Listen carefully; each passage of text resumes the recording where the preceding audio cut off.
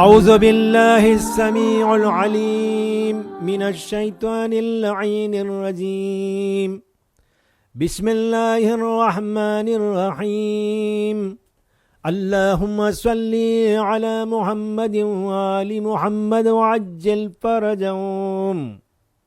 અમારા ખોજા TV radio અને એરવેસના માન્ય શ્રોતાજનો, અમને ખુશી ઉપજી રહી છે આ પ્રોગ્રામમાં તમને હાજર રહેલા જોઈ અમને સાંભળી રહ્યા છે અને તમને કહીએ છીએ ભલે પધાર્યા. અસ્સલામુ અલૈકુમ વરહમતુલ્લાહી વબરકાતુહુ.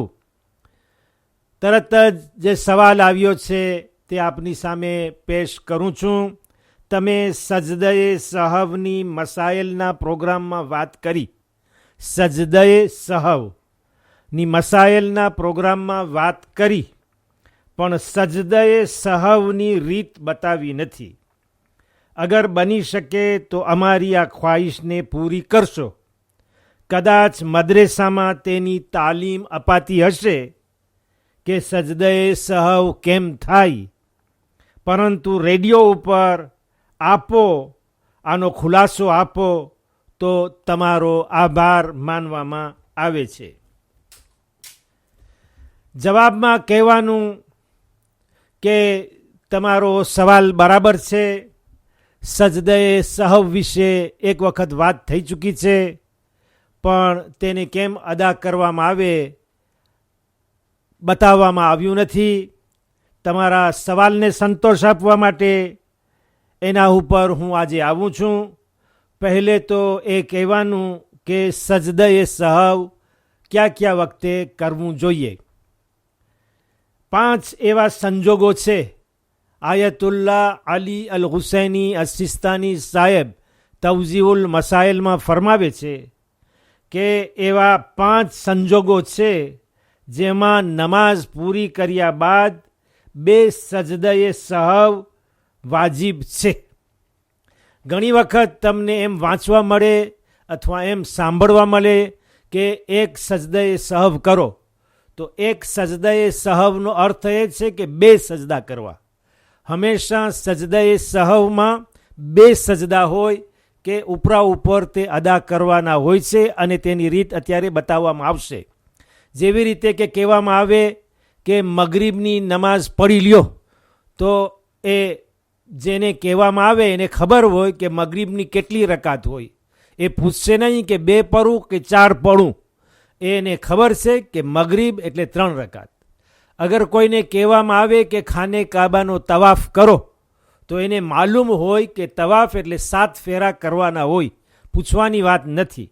એ જ પ્રમાણે એક સજદએ સહવ કદાચ એમ આવે વાંચવામાં અથવા સાંભળવામાં અથવા મદ્રેસાની અંદર શીખાડવામાં, તો એક સજદએ સહવ એટલે 2 સજદા ઉપરા ઉપર અદા કરવાના હોય છે. une paire de સજદા de prosternation એ એક સજદએ સહવ બને છે.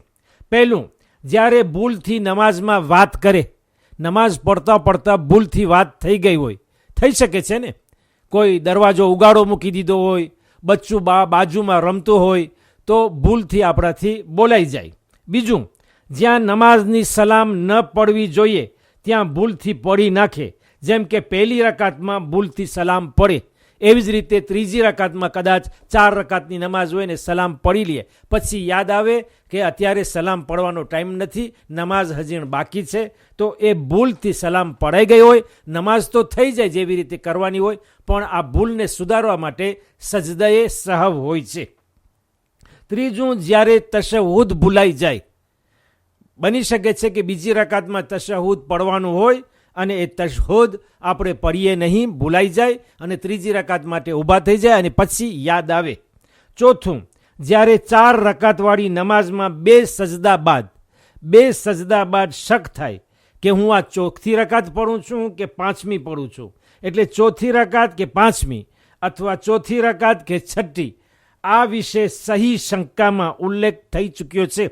એટલે આ શંકાના બારામાં આગળ કહીએ છીએ કે એના વિશે આગળ આવી ગયું છે. ઇન્શાલ્લાહ કોઈ પણ એવો વખત અને સંજોગ આવશે તો આપણે એ પણ આહિસ્તે આહિસ્તે બયાન કરશું. એક વખતમાં કાંઈ નહીં થાય અને યાદ પણ નહીં રહે. તો એવી શંકા જો હોય કે 4 રકાતવાળી નમાઝમાં 2 સજદા બાદ શક્કા થાય કે 5મી છે કે 6ઠી, ત્યાં પણ સજદા-એ સહવ કામ કરે છે. 5મું, જ્યારે ઇન્સાનને એવો ખ્યાલ હોય કે નમાઝમાં કોઈ બાબત ભૂલથી ઓછી યા વધારે અંજામ આપી છે, અગરચે નમાઝ બાતિલ થતી ન હોય. જેવી રીતે કે તશહુદ ભૂલાઈ ગયું, ઊભા થઈ ગયા અને પાછા બેસી ગયા એટલે એક કયામ વધી ગયું.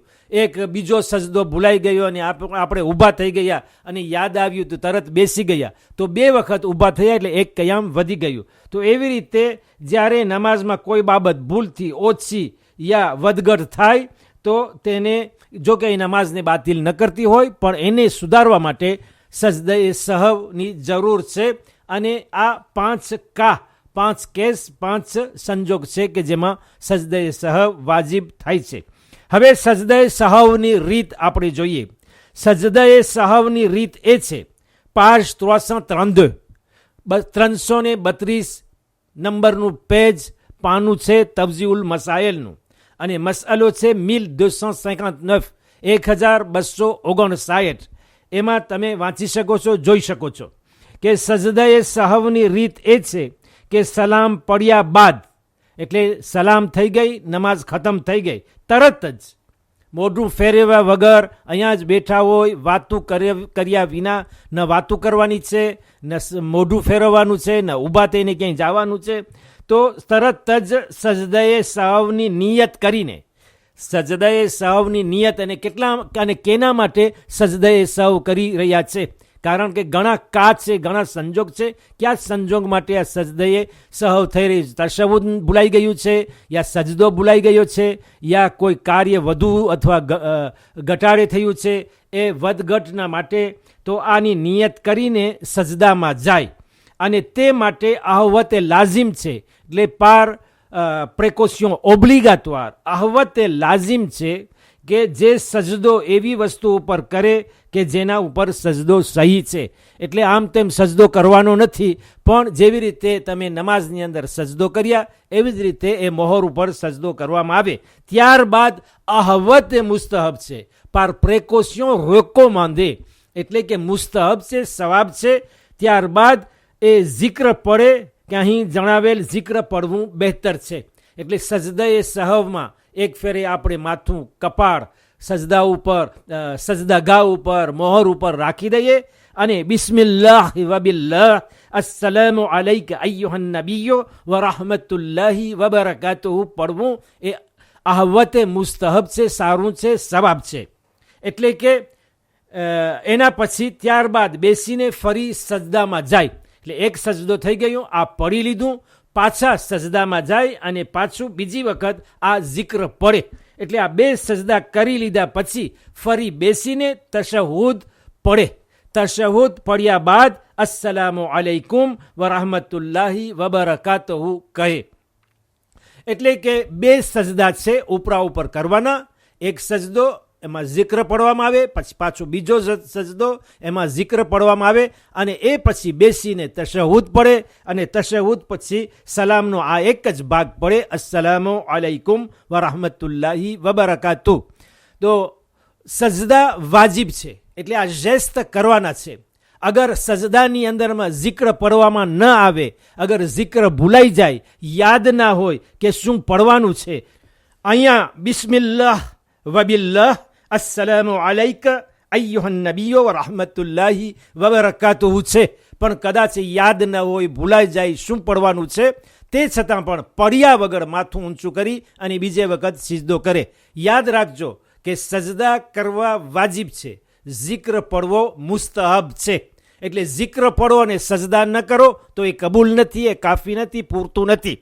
પણ સજદા કરો અને zikr ન કરો તો તે ચાલશે, એ કબૂલ થઈ જશે, એમાં વાંધો નથી. ફરી યાદ દેવડાવું છું કે સજદા વાજિબ છે, અગર તેમાં zikr પડવામાં આવે તો વધારે સવાબ છે, ahવતે મુસ્તહબ છે. zikr પડવામાં ના આવે તો પણ સજદા અદા કરવાના, અને સજદા થઈ જાય પછી બેસી જવાનું, તશહુદ પડવાનું, અશહદુ અલ્લા ઇલાહા ઇલ્લલ્લાહ જેમ આપણે પઢીએ છીએ એ પ્રમાણે, અને સલામમાં ફક્ત એક જે છેવટની સલામ છે એ જ પડવાની છે, બીજી કોઈ નહીં. અને સજદા એ સહવ એટલે 2 સજદા થઈ ગયા. અને જે કંઈ ભૂલ હતી, જે 5 સંજોગ બતાવવામાં આવ્યા, ઇન્શાલ્લાહ તેમાં સુધારો થઈ ગયો, એ માફ થઈ ગયા, એ કબૂલ થઈ ગયું અને નમાઝ પણ કબૂલ થઈ ગઈ.